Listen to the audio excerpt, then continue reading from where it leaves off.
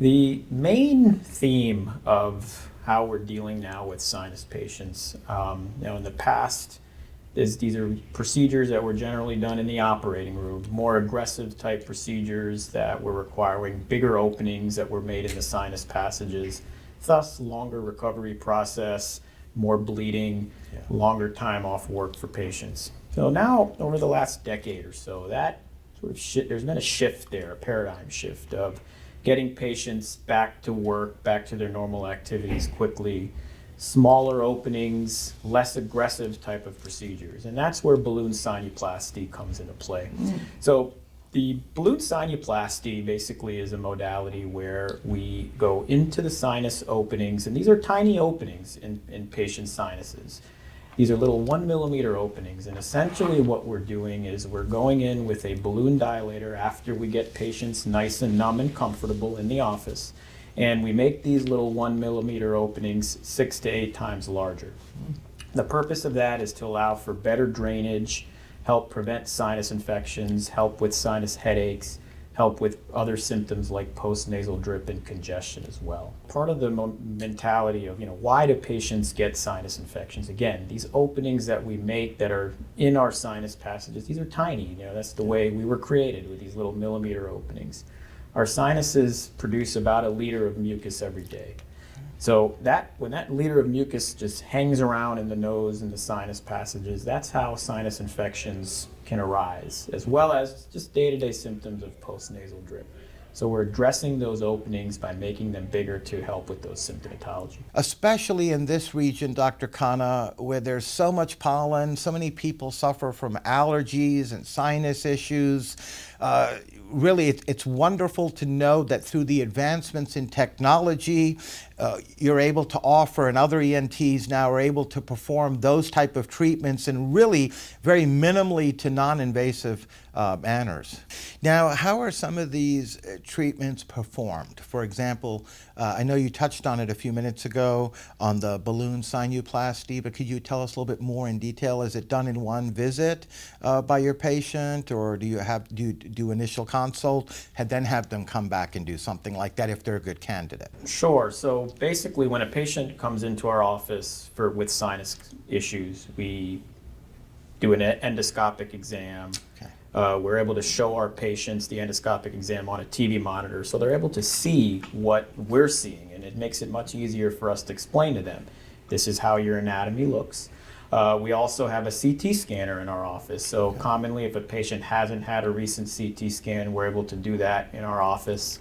And the beauty of that is I can look at the CT scan with the patient and go over their exam right then and there. It's much easier for me to explain to the patient, here's what your anatomy looks like, here is how things look radiographically, and to get an idea of how, the extent of their disease. Sure. At that point, then we go over, their exam. What's been going on, their history, have there been antibiotic courses? What other medications have been tried? And if there's in the time course of how long symptoms have been going on for. And then we discuss sinuplasty if we feel they're the appropriate candidate. Okay, no, that's fair enough. And who would you say is a good candidate for this particular procedure or treatment? Sure, Rocco. So patients who've had recurring sinus infections, 2 to sometimes a dozen sinus infections, documented sinus infections in a year. Also patients who have just day-to-day symptoms, sinus headaches, significant postnasal drip, loss or decreased sense of smell, with radiographic evidence of narrowing of their sinus passages, but also evidence of sinus disease. And again, these are all things that can be seen on CT scan fairly easily. The number one thing is their symptoms. If they're having these symptoms, this has been going on for many, many years. They've failed topical nasal sprays, and multiple antibiotic courses, oral steroid courses, allergy management, then those are your candidates, your solid candidates for balloon sinuplasty.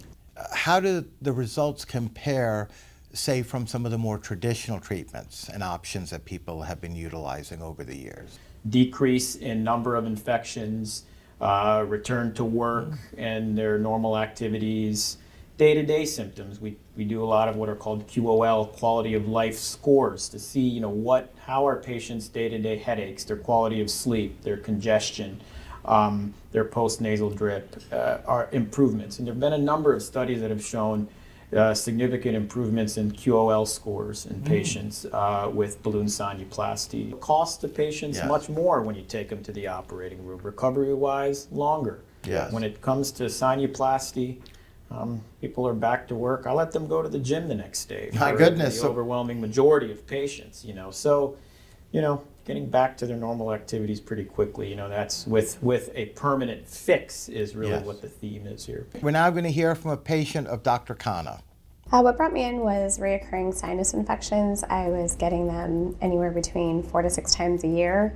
Been on a lot of antibiotics, a lot of steroids, had a really hard time with breathing, constant nasal drip, strep throat to sinus infections multiple times a year. So I originally came in just to kind of see what my options were. Didn't really know much about the balloon procedure that they offered here at the time, and they immediately were able to do a CT scan. He looked over my medical history as well as the amount of prescriptions I had been on, and we were able to make a game plan that day. Ended up doing a follow-up visit and having the balloon procedure done. I haven't been sick. I'm almost going to hit a year of no sinus infections. I haven't had any strep throat. I still, will get a little allergies, like during the, went to see the cherry blossoms, had a little bit of sinuses after that, but nothing that put me out or got me sick. And I'm able to breathe now. It's been really great. Well, the staff's great, and Dr. Khanna definitely, I think, sets the example for the office. He really takes his time with you. I really appreciated the fact that he looked through my history and was able to see the reoccurrence that was going on with me and make a game plan with me that made me feel comfortable. And the staff really took it from there. They covered every step of the way, from checking with my insurance to find out exactly what would be covered, what would I need to pay, and called to follow up the day before, make sure I was comfortable with the procedure, followed up with me after the procedure. I've had a couple follow-up visits since then, and you just feel like you have a team taking care of you, so it's really nice. I'd recommend Dr. Khanna, one, because he has an incredible bedside manner. He really takes his time to work with the patient to find out what's going on, to find out what your concerns are and what's really bothering you. I'd recommend the office and really what they're doing here, because it's a fix, which is something I wasn't really used to.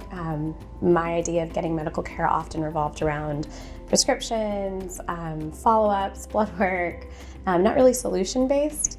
And coming here and really having an answer that said, okay, this is what we're going to do, this is how we're going to address it, and being able to have a permanent solution to it, it's just been so relieving.